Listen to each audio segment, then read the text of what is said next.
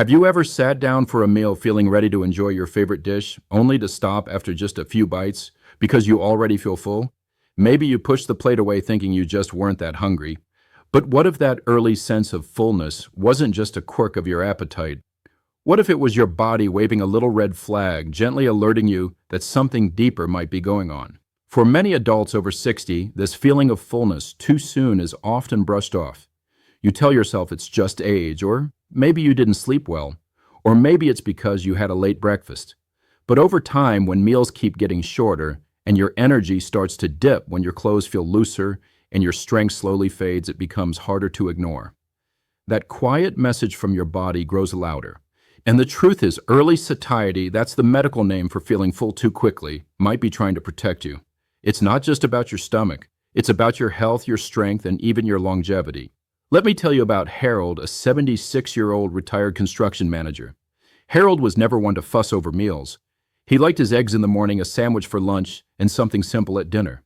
But over the past 6 months, his wife noticed something odd.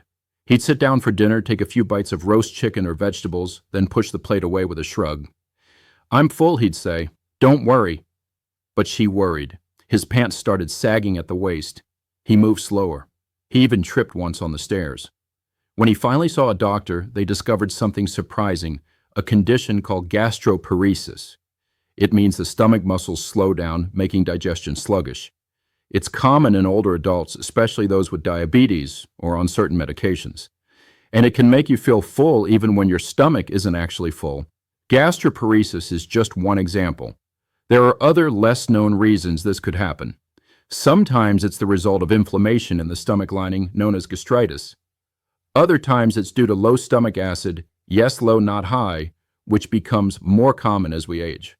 Without enough acid to properly break down food, the stomach holds on to it longer, and that delay makes you feel bloated and heavy after just a few bites. Your body's trying to do its job, but without the right tools, it starts sending mixed signals. Fullness when you're not full, fatigue after eating, even a loss of interest in food altogether. Take Margaret, a vibrant 82-year-old grandmother who loved cooking for her family. For decades, Sunday dinners were her pride. But recently, she found herself skipping meals. She'd start her plate, then abandon it mid-meal.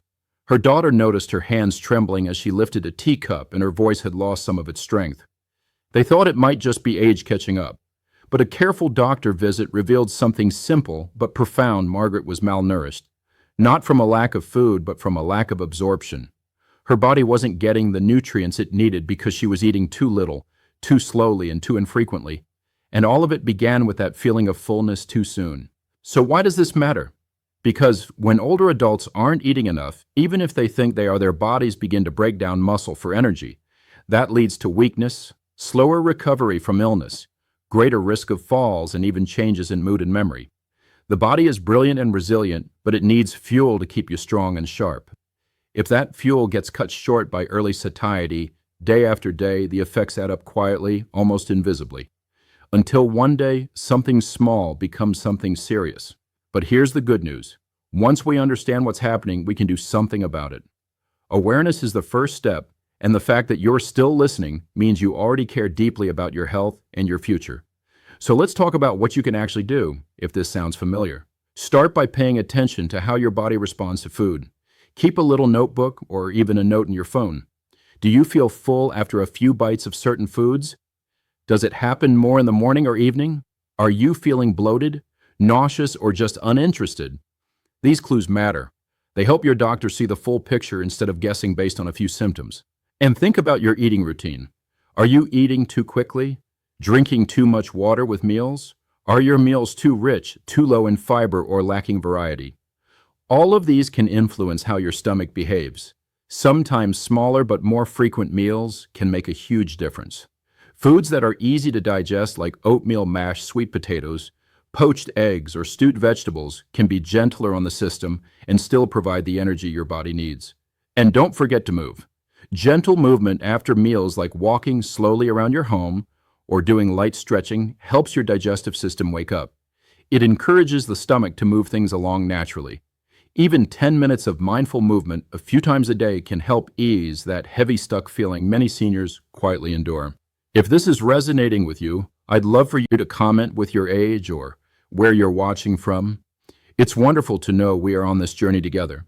Now that you've begun to see how something as simple as feeling full too soon can ripple through your energy, your strength, and even your daily joy, let's talk about what might be causing it beyond digestion itself. Because the stomach doesn't work alone.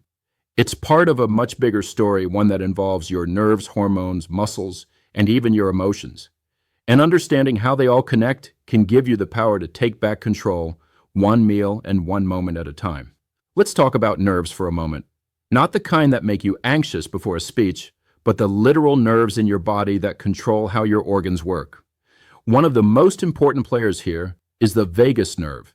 It runs from your brain all the way to your stomach and beyond.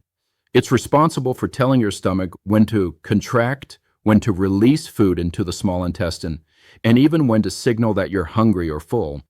But as we age, or if we've experienced long-term stress diabetes or even certain viral infections, the vagus nerve can weaken. And when that happens, your stomach doesn't get the message to empty itself properly. Food just sits there undigested, making you feel full long before you've had enough nourishment. That's exactly what happened with Denise, a 69-year-old widow who had always taken pride in staying healthy. She walked every day, cooked her meals, and kept a garden full of herbs. But after a long period of caregiving for her husband and barely sleeping, she noticed that food just didn't appeal to her anymore. Her doctor ran some tests and discovered mild damage to her vagus nerve. It wasn't severe, but it was enough to slow digestion and cause that early satiety she kept brushing off. With a few simple changes, smaller meals, warming herbs like ginger, and a special breathing routine that stimulated the vagus nerve, she slowly began to feel better. It wasn't overnight, but day by day her appetite returned. So did her strength. There's also a powerful connection between your hormones and how full you feel. As we get older, certain hormones that regulate hunger and satiety begin to shift. For example, a hormone called leptin is supposed to signal your brain when you're full. But in some people, especially those with weight gain or insulin resistance, the brain stops listening. That's called leptin resistance. On the flip side, other seniors may produce too much of a hormone called cholecystokinin, or CCK, which gets released when you eat fat or protein. Too much CCK can make you feel full very quickly, even if you haven't eaten much at all. These shifts can be subtle, but they affect your entire relationship with food. You might crave sweets but feel full with real meals. You might lose interest in eating altogether. And that confusion can leave you undernourished even when you think you're eating fine. This is where your daily routine becomes medicine. Eating at the same time every day can help your body relearn its hunger signals. Including bitter herbs like dandelion or arugula before meals can gently wake up digestive juices. Even sipping warm water with lemon before breakfast can nudge your system into action. These aren't dramatic changes, but they are powerful because they work with your body, not against it. Let's not forget the emotional side of appetite either. Feeling full too soon isn't always about the stomach. Sometimes it's about grief, about loneliness, about the quiet heaviness that sneaks in when routines change, loved ones pass, or life slows down in ways you didn't expect. The body and mind are deeply connected. When the heart is heavy, the appetite often disappears. And that's not weakness. That's the body's way of asking for care, for companionship, for warmth. If you've lost interest in food, not because of physical discomfort, but because it feels meaningless or joyless to eat alone, please know you are not alone in that feeling. Helen, an 80-year-old artist from Vermont, used to eat vibrant meals with her husband every night, complete with jazz music and candlelight. After he passed, she began skipping dinner, not because she wasn't hungry, but because the silence felt louder than the hunger. Her doctor noticed she'd lost weight and muscle. But instead of pushing protein drinks, they helped her join a community painting class. Once a week, she brought a thermos of soup and shared lunch with new friends. That little spark food with connection helped her find her appetite again. And more importantly, it gave her a reason to care. So many people think eating well in your later years is only about calories or vitamins. But it's so much more than that. It's about digestion, yes, but also about nervous systems and hormones and emotional rhythms. It's about honoring the full picture of who you are, not just your physical hunger, but your hunger for connection, for comfort, for care. If you're still watching and finding these lessons valuable, please comment the number 1 below, just so I know you're still with me. Thank you for your precious time. And now that we've looked at how nerves, hormones, digestion, and even emotions can quietly shift your relationship with food, let's go deeper into what you can do about it today. Because the beautiful truth is this: even if your stomach feels like it's betraying you, even if meals have started to feel like chores instead of comfort, you are not stuck. You're not broken. And you are not alone. There are simple, powerful changes that can gently guide your body back into balance. Let's begin with how you prepare your meals. For many seniors, the old way of eating 3 big meals a day may no longer be the most helpful. As we age, our digestion tends to slow down. That means heavy meals can sit longer and lead to that early fullness you've been noticing. Instead, consider eating smaller portions more often. 4 to 6 light meals or nourishing snacks throughout the day can help keep your energy up without overwhelming your stomach. Think of it as a gentle rhythm instead of a loud drumbeat. Your body might thank you for the softer approach. Rosa, a 74-year-old retired nurse, learned this the hard way. After years of large traditional meals with her family, she found herself losing interest in dinner. She'd feel stuffed too fast, then wake up the next morning, dizzy and tired. Her daughter suggested she try grazing instead. A little yogurt and berries at breakfast, a handful of nuts mid-morning, a cup of lentil soup at noon, a boiled egg and toast in the afternoon. Slowly, Rosa began to feel stronger. Her meals were simpler, but her body finally felt nourished. That shift from stuffing to sustaining made all the difference. Another key is texture.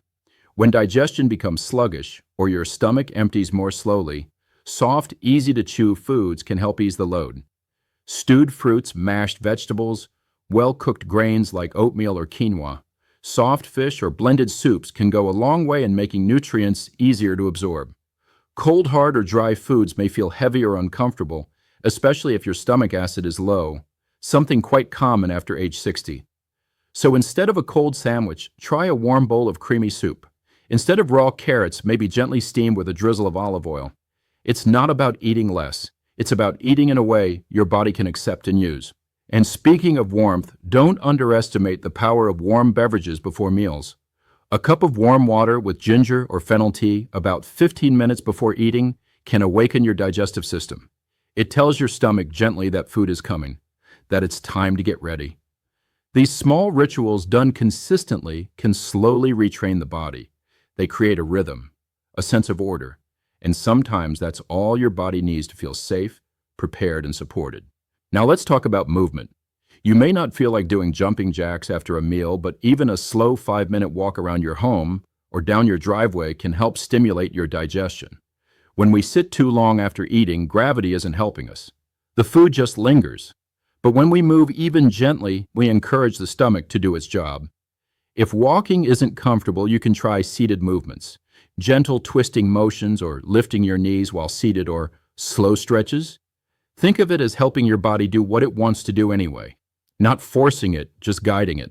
There's also something most people forget to consider: medications. So many common prescriptions, from blood pressure pills to antidepressants to pain relievers, can affect appetite and digestion. They can delay stomach emptying, reduce stomach acid, or alter the signals that tell you you're hungry. If you've noticed changes in your eating since starting a new medication, talk to your doctor. Sometimes there are alternatives or simple adjustments in timing that can reduce those side effects. But you won't know unless you bring it up. Your doctor isn't just there to hand you pills. They're there to help your whole body feel well, and you deserve that kind of care. And finally, let's not overlook joy. Because when food becomes a duty, when meals feel like boxes to check off, your body senses that. Digestion begins before the first bite. It starts with anticipation, aroma, warmth. So make the space where you eat feel inviting. Light a candle, play soft music, open a window. Invite someone to eat with you when you can. Or write a note to yourself about something you're grateful for before your meal. These little rituals can transform eating from something you dread into something sacred, something healing. Your stomach is not just a container. It is an organ that listens, responds, and reflects how you feel inside and out. When it signals fullness too early, it may not be asking for less food. It may be asking for more attention, more care, more support. And the beautiful thing is you can offer that starting today. So what was the one lesson today that really hit home for you? Please share one habit you plan on adopting in your life. I'd love to hear from you. Your experience could help someone else feel less alone. If you found this video helpful, please give it a like and subscribe to the channel for more uplifting and practical health tips made just for you. Here's to living your best life at any age. You deserve to feel nourished, strong, and full of life, not after a few bites, but after each beautiful day you're gifted. There's something sacred about sitting down to a meal and truly enjoying it. Not just the taste or the texture, but the feeling of being alive, of choosing to nourish yourself with care and kindness. And if you've ever felt betrayed by your own appetite, if you found yourself staring at a plate of food already full before it really began, I want to remind you that there is always a path forward. You don't have to accept discomfort or weakness as the cost of aging. Your body is always speaking to you, and when you begin to listen, it begins to heal. One of the most profound yet overlooked elements of digestion is how we breathe. It may sound too simple, but shallow breathing, especially when paired with stress, can actually interfere with how well your stomach processes food. When you breathe high into your chest, your nervous system stays in fight or flight mode. That means digestion is slowed, blood is pulled away from the stomach, and your body says, "Not now." But when you take slow, deep breaths into your belly, the kind that expands your ribs gently and grounds you, you tell your body it's safe to eat. You can rest, you can digest. Practicing just a few deep breaths before each meal, especially if you feel anxious or rushed, can be a gentle but powerful reset. Edward, a 78-year-old widower, discovered this after a difficult year filled with medical appointments and anxiety. He developed a pattern of eating quickly, barely chewing, always distracted by television or paperwork. Over time, he lost weight and energy. A kind physical therapist noticed his breathing was short and shallow, even at rest. She taught him to pause before meals, place a hand on his stomach, and breathe deeply 5 times before taking his first bite. He felt silly at first, but within weeks his digestion improved. He felt calmer. Food began to stay with him longer, not just in his belly, but in his spirit. It gave him a small sense of control again. Another gentle yet profound practice is chewing.